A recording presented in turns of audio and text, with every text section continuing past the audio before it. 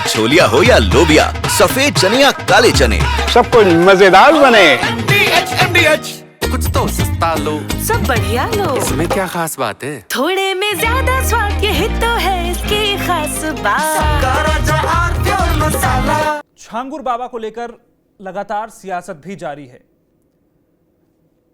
छांगुर बाबा को लेकर समाजवादी पार्टी ये कह रही है कि ये बीजेपी के कारण इतना बड़ा नेटवर्क फैला, वहीं बीजेपी की तरफ से भी आरोप लगाए जा रहे हैं। लेकिन जो सवाल यहां उठता है वो ये कि आखिरकार छांगुर बाबा ने इतना बड़ा नेटवर्क आखिरकार कैसे बना लिया, किसकी शह थी और किसकी छत्र छाया में छांगुर बाबा ने धर्मांतरण का ये सारा जाल बुना। पहले ये रिपोर्ट देखते हैं और फिर उसके बाद इस पर चर्चा करेंगे।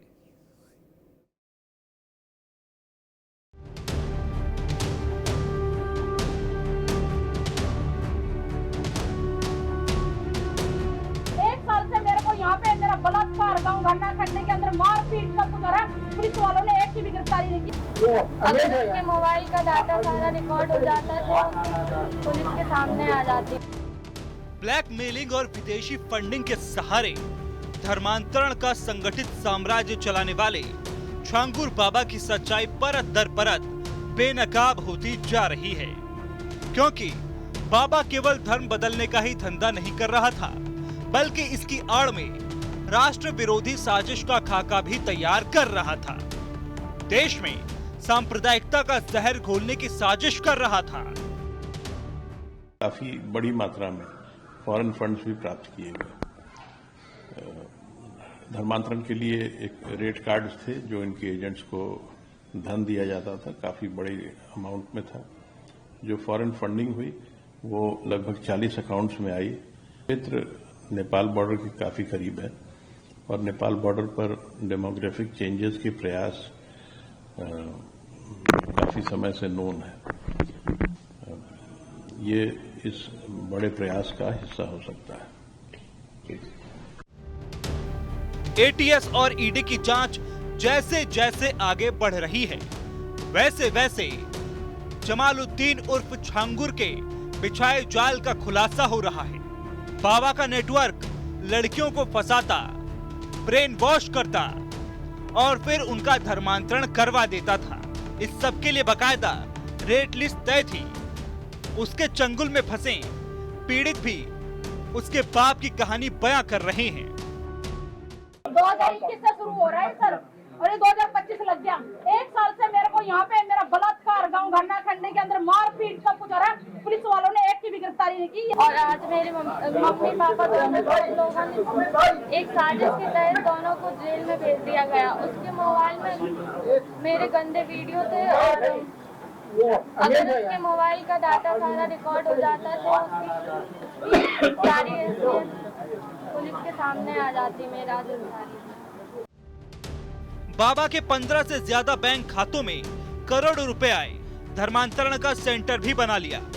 हालांकि सीएम योगी ने बाबा छांगुर के नेटवर्क पर बुलडोजर वाला एक्शन लिया है और तो और बाबा से 8,55,000 की वसूली के लिए घर के बाहर नोटिस भी लगाया गया है। छांगुर बाबा की सबसे बड़ी राजदार है नीतू बोरा उर्फ नसरीन पर शिकंजा कसा गया है। वहीं पुलिस और एजेंसियों का दावा है कि छांगुर बाबा बीते 15 सालों से अवैध धर्मांतरण का गिरोह चला रहा था। इसी मुद्दे पर अब सरकार और विपक्ष में वार पलटवार हो रहा है। विपक्ष सरकार पर तो वहीं बीजेपी विपक्ष पर बाबा के साम्राज्य को शह देने के आरोप लगा रही है। लगता है कि उत्तर प्रदेश की सरकार की सबसे बड़ी नाकामियों में से एक है और ये गिरती हुई इमारतों के जो खंडहर हैं वो दिखाई पड़ते हैं। भारतीय जनता पार्टी जब से सरकार में आई है तब से धर्मांतरण पे बहुत बड़ा इन्होंने मिशन छोड़ रखा है और जो डीआईजी रहे हैं, जो एसटीएफ के चीफ रहे हैं, वो लगातार इस पे काम कर रहे हैं। उसके बावजूद इनकी नाक के नीचे और मुख्यमंत्री के गृह जिले के बगल में इतना बड़ा अगर धर्मांतरण का रैकेट चल रहा है तो ये किसकी शह पे चल रहा है।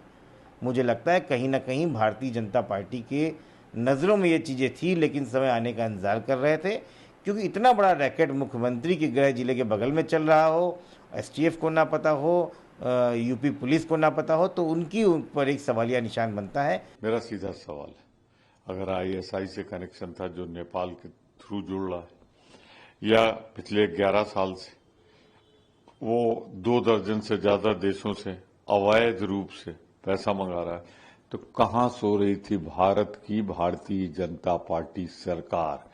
न वो अंतर्राष्ट्रीय सीमा की हिफाजत कर पाई, कहां गया नोटबंदी? कैसे ये पैसा आता रहा और कैसे अवैध पैसा यहां लाया जाता रहा? मैं सीधे सीधे आरोप लगाऊं कि भाजपा के संरक्षण में सब कुछ होता रहा तो गलत नहीं होगा। इस देश में एक तुष्टीकरण का एक परिणाम है, जो तुष्टीकरण है कि एक विशेष धर्म को खुश करने के लिए भारत में तमाम ऐसे राजनीतिक दल हैं जो राष्ट्र को किनारे करके खाली राजनीति करते हैं और राजनीति में ऐसे लोगों को प्रश्रय देते हैं, ऐसे लोगों को जो बढ़ावा देते हैं, उनका मनोबल करते हैं कि आप करते हैं। तो ये पिछली सरकारों के या तमाम राजनीतिक दलों के तुष्टीकरण का परिणाम है। बहरहाल छांगुर बाबा के साम्राज्य पर अब भले ही शिकंजा कसा जा रहा है, लेकिन सवाल यह है कि इतना बड़ा धर्मांतरण गैंग चला रहा था तो किसी को भी इतने सालों तक उसकी भनक क्यों नहीं लगी? सवाल यह भी है कि आखिर छांगुर पर किसकी छत्र छाया रही?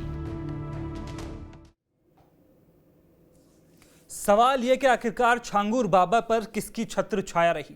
विजय जी, देखिए सवाल तो खड़े हो रहे हैं। आखिरकार इतना बड़ा धर्मांतरण का नेटवर्क किसी को पता कैसे नहीं चला इतने लंबे वक्त में?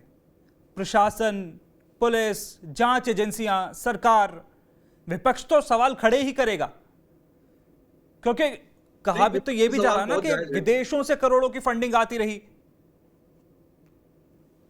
विपक्ष के सवाल बिल्कुल जायज हैं और जिस तरीके से आज 2 पीड़िताओं ने आरोप लगाए कि वो शिकायत करती थी और पुलिस ध्यान नहीं दे रही थी, तो ये बात तो बिल्कुल साफ है कि इतने दिन से ये सब चल रहा है। खुद सरकार मान रही है कि 15 साल से चल रहा था।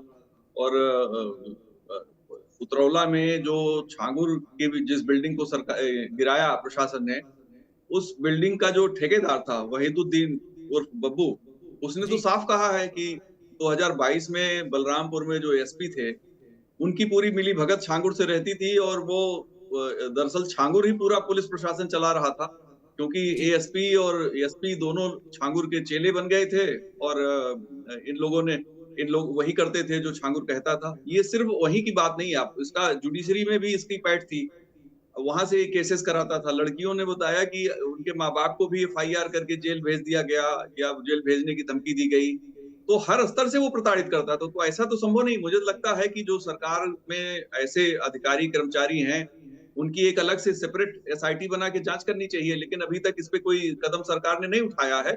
अब विपक्ष इस पे जिस तरीके से सरकार पे अटैक कर रहा है, मुझे लगता है कि अब सरकार के सामने और कोई विकल्प नहीं है। वो उन लोगों की जांच करा